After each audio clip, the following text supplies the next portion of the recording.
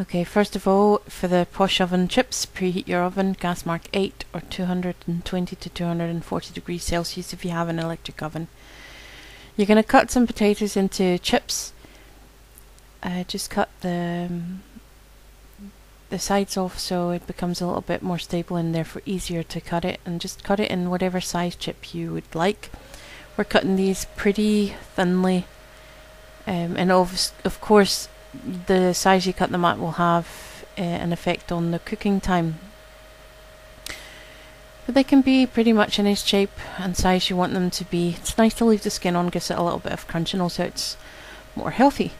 They can be any potatoes that you have, as long as they're not the kind that crumble when they cook. They have to sort of keep their shape.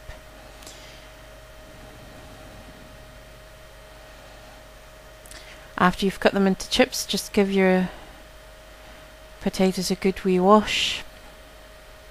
Potatoes are quite sticky when you touch them when they're raw, and that's a kind of starch, and you want to wash that off. So give them a good wee wash, shake off the excess water. You're going to have to actually get them drier than you can do by doing this.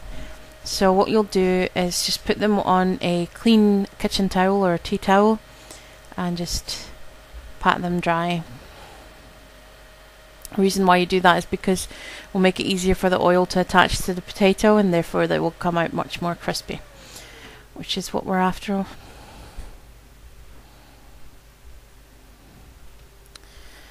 Just stick them all in a bowl.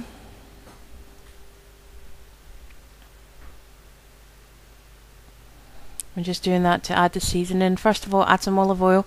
Doesn't have to be a huge amount, but it does need to be enough to sort of coat the potatoes in it. Add some pepper and some salt, and you can actually add sort of any herb or spice that you would like. I sometimes add some Cajun spice, which gives them a nice sort of spiciness to them, but rosemary would be lovely as well.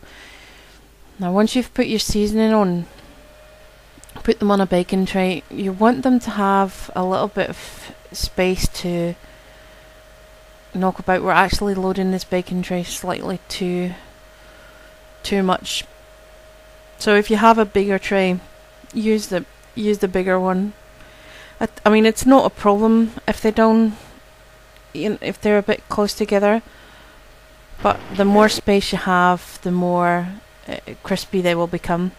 We actually forgot to add one of our spice, so this is what you can do when you forget to add it at the right time. You can actually throw it on later on. So don't worry too much if you've already put them on the baking tray. Just put it on like this.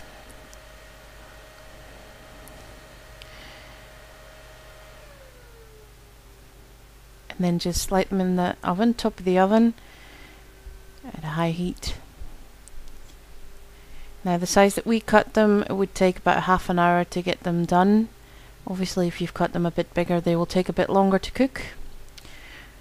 But you might want to just take them out, give them a wee shovel about while they're cooking. You can have a wee test to see how far along they are. You know, keep an eye on them and just move them about a little bit, that way they get crispy along all sides. And once you've done that, just stick them back in the oven. Now once they're done, and they'll be nice and golden brown, you'll see that in a minute when the oven opens up. There we go.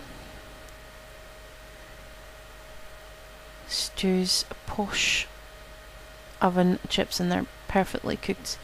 You can have these chips with anything you like to have chips with.